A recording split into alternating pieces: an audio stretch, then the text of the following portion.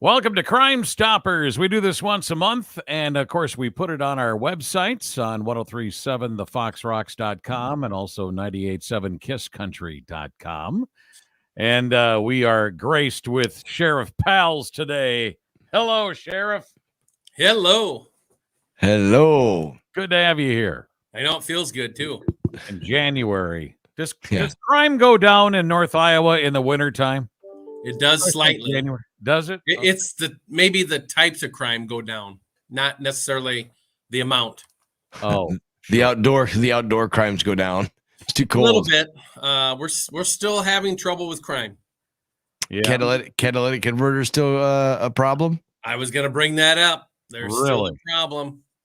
They're a hot ticket item. If you got a Sawzall and a place to go, you can get rid of them. Really? Yeah. Now, did those get? Don't those get flagged like at the different places that buy those? They go, this is stolen. Yep. All the scrap yards that buy those, legally buy those, right? Have great intelligence information about who the thieves are. We share information with the scrap yards, and they share information with us to try to avoid them buying stolen catalytic converters or stolen metal. It wouldn't just have to be catalytic converters. There's also thefts of other things that they would turn in scrap yards. But we've got a great working relationship with the North Iowa scrap yards, and we work hard to stop the thieves from making profit off of good citizens. Do they ask questions where it came from when they bring things in like that or not? Sometimes they do. I think it depends on who's bringing it in. But yeah, they obviously they try to ask as many questions as they can without looking like they're the cops, Right. Because their worst fear is they buy stolen things, and then law enforcement, we come back with either a search warrant and take it away. So not only have they lost their catalytic converter that they were going to sell legally, but now they're out their money that they paid the thief for turning that scrap in. Don't you got to give some credit though to these scrap yards where they actually? I mean, they can tell who's shady and who isn't, can't they? Yeah, I think they've got a good handle on things. But then there's also some scrap yards and that may be suspicious thinking, and they still buy it anyway.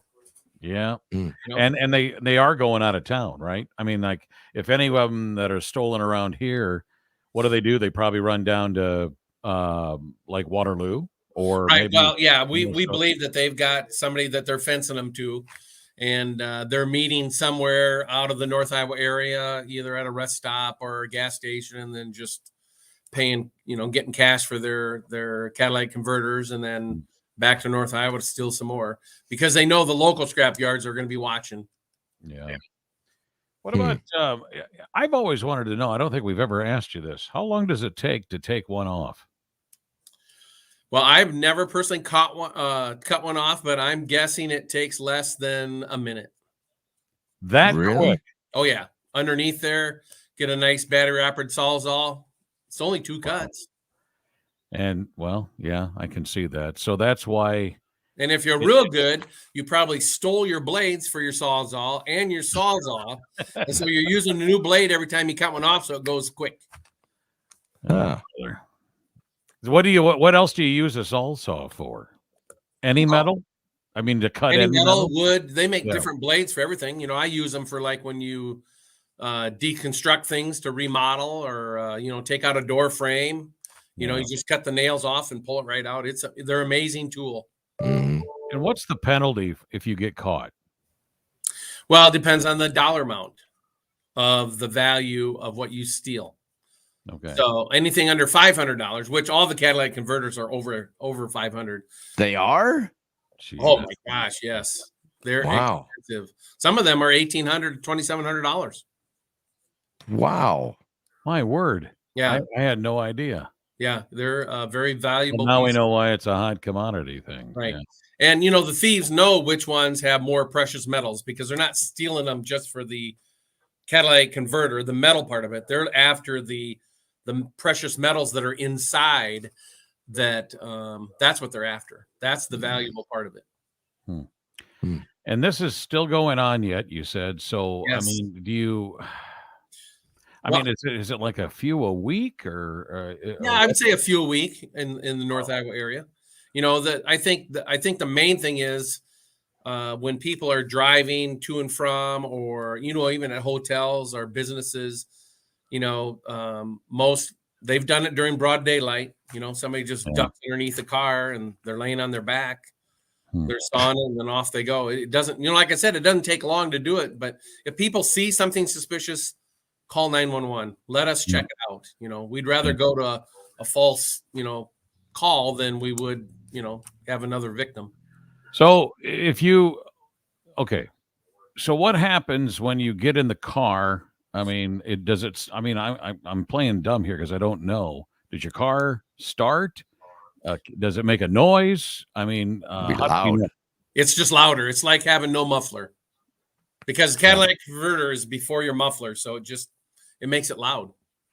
Yeah, Right, yeah. So you know right away.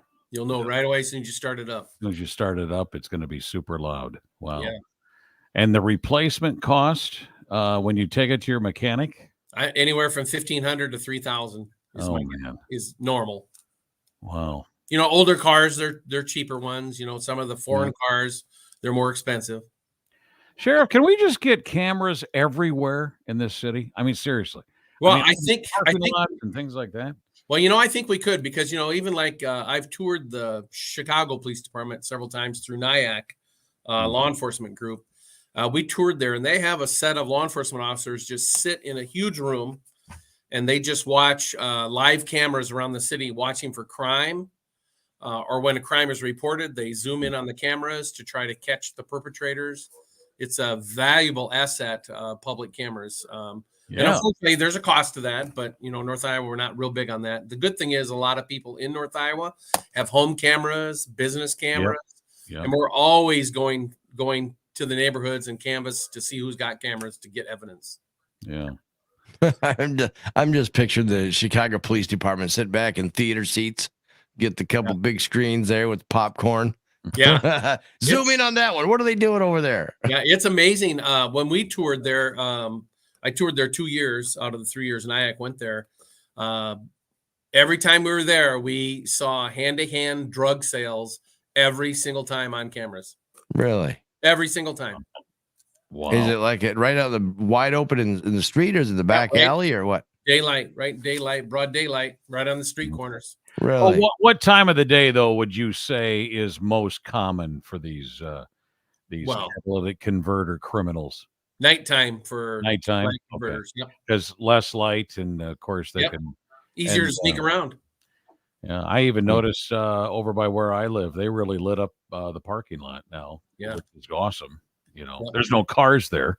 Right. Lit up the Who's parking got lot. cars, right? Yeah, exactly.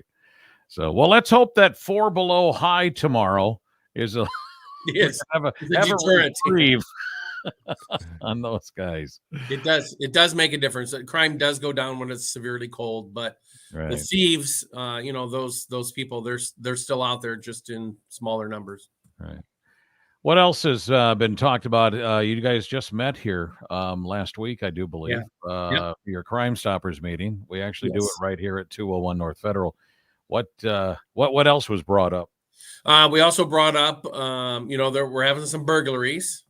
There's some burglars that are going around to businesses and still doing burglaries, not only in Mason City and Clear Lake, but also out in the country. They're attacking the farm places now. They're going in sheds, farm sheds, and stealing things, the tractors and farm equipment out in fields. They're stealing batteries right out of farm equipment, and they're stealing fuel out of the vehicles, the farm equipment out in the fields too. So, wow. And they take it. They take it all to the same spot, the junkyards, or were they taking these? Well, the batteries they may reuse, but they can also take batteries to the scrap yards too, because they do pay for recycling the batteries. Gee whiz. Yeah, I mean, it's a hard way to make a living. You think just getting a job, it would be a lot easier. A paycheck anyway. Right? Yeah. One thing, we got to deal with a derecho once in a while. Yes. At least a couple of times here this past year. But then now the criminals coming out to farms and. Yep. I mean, and really, what's the best way to do that? I mean, lock everything up, but they seem to have some type of snippers to get into anything, right? Yeah. Yeah, they do.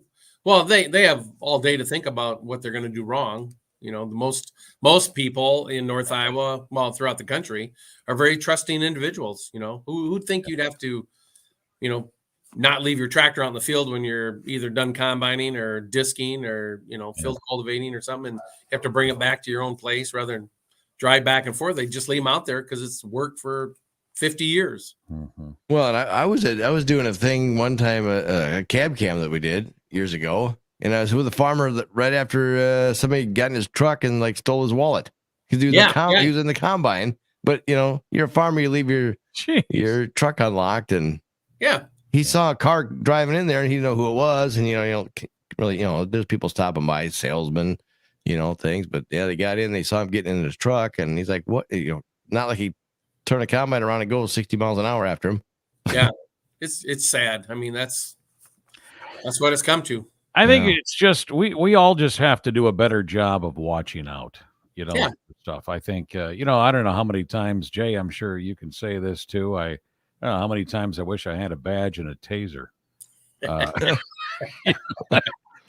And I don't even know if that's legal, but the badge probably is there not. Such a thing as citizen's arrest anymore? Yeah, that still works. It still works. Sure does. All right. Oh yeah. Well. Huh. Yeah, if people just when they see something, just say something. Call 911. Yeah, we're scrolling the 800 number for Crimestoppers right underneath us there. Plus, they have a website you can go to as well. They're on Facebook as well. And, I wanted to ask you, too, another subject here, and it's about employment. I noticed I was watching social media, I think it was yesterday or the day before, and I saw that the Mason City Police Department hired 3 new officers. What's the situation for you guys out there for deputies for the sheriff's department? Deputies, we just had one resign, so we're going to be testing and trying to hire a new deputy. So we know we've had some jail correctional officers opening and dispatch opening, and our applications are minimal right now.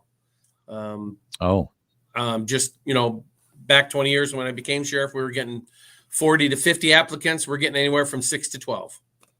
It's very, very, very slim pickings right now. And do you look for local people, or do you look for anybody who's anybody from around Iowa or coming out of state?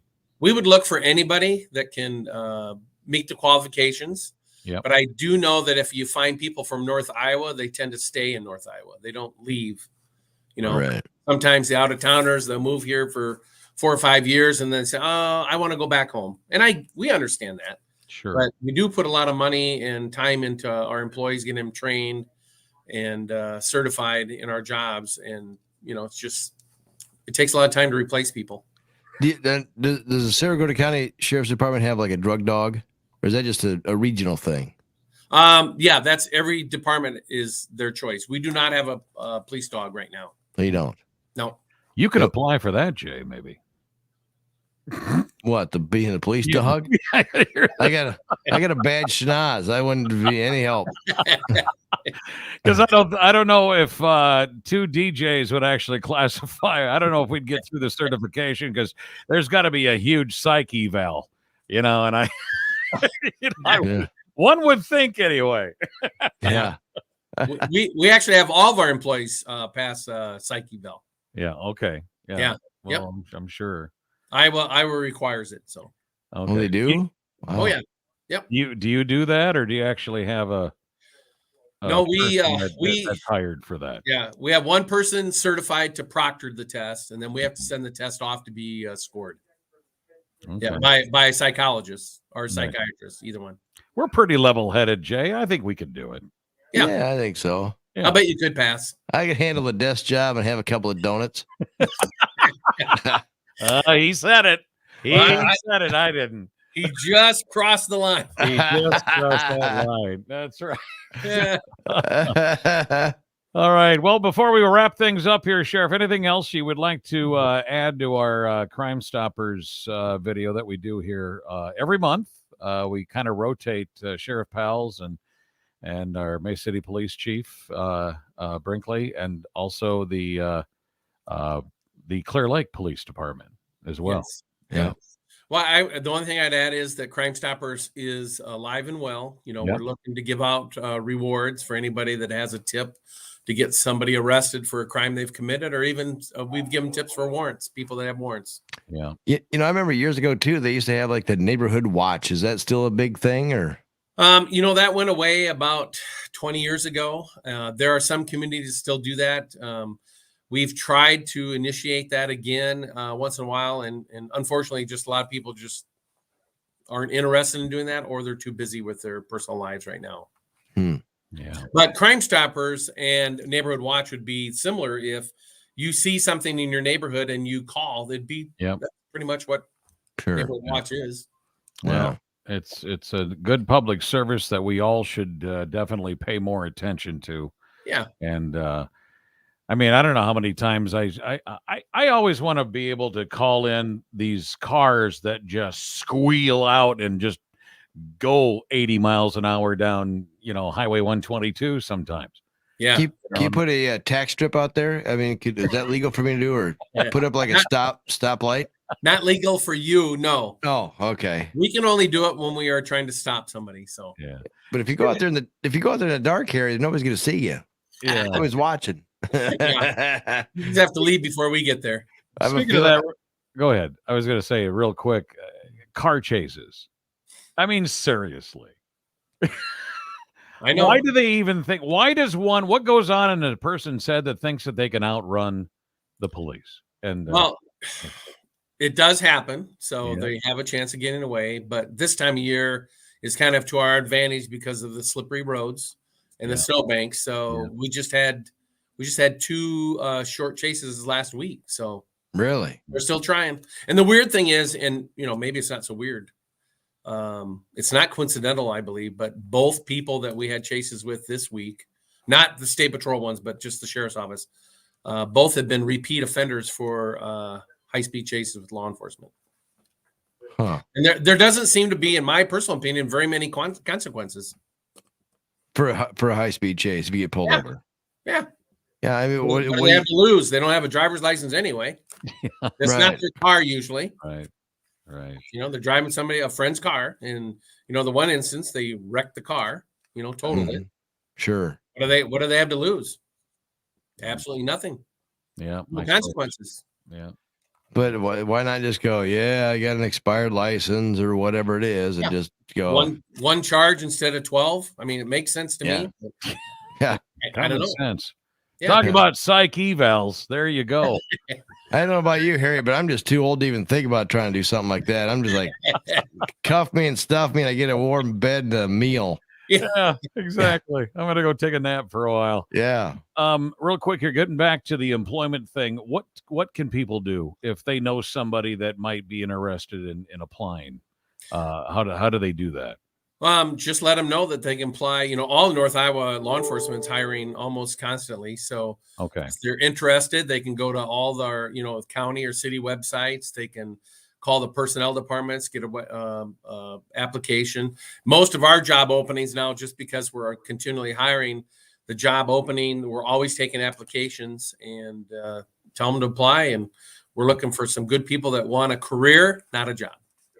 Is it simple just to go down to the sheriff's department and just ask for an application, or? Yeah, well, in Sarasota County, you have to go to the courthouse and go to the personnel department and get that. Yep. Okay. Well, that's why I asked the question. Yeah. Yep. And then, or online, maybe you could find it. You can get it online too. Yes. Okay. Where would we go for that? Just go to the county's website, cgcounty.org. Oh, okay. All right. Yep. There you go. And Mason City has got the same City of Mason City and City of Clear Lake. Awesome. Well, Sheriff, thank you so much for visiting with us. We really like doing these things. Thanks for having me. And you could stop by. Of course, we see you once a month in here. Yeah. In the office there. So when you guys meet, Crime Stoppers does meet. It's the second Tuesday of every month, right? Correct. And it's usually made up of not only law enforcement but also some business people, and things citizens. like that. Citizens too. Yeah. So if you want to be part of it, there you go. And they have pizza too once in a while, Pizza, right? number one. Yep. Yeah. Yeah. Thank Can't get goodness. donuts, right? Yeah. Yeah. Not for lunch. No, they get the good stuff. You get the Godfather's pizza. Yeah. I'm like, wow, who paid for this pizza? They told me, and I go, he did. I did. Yeah. Not as cheap as you think. Right. Well, we encourage you out there that are either listening or, because we do put this on a podcast formation as well. And if you're watching, it's all part of like everybody watching for everybody out there. And so we encourage you to share this, with all your friends too. And get a little entertainment on the side too. And, we get serious and we also have a little fun. So thank you, Sheriff, very much. Yes, thank you. All right. We'll see you soon. All right.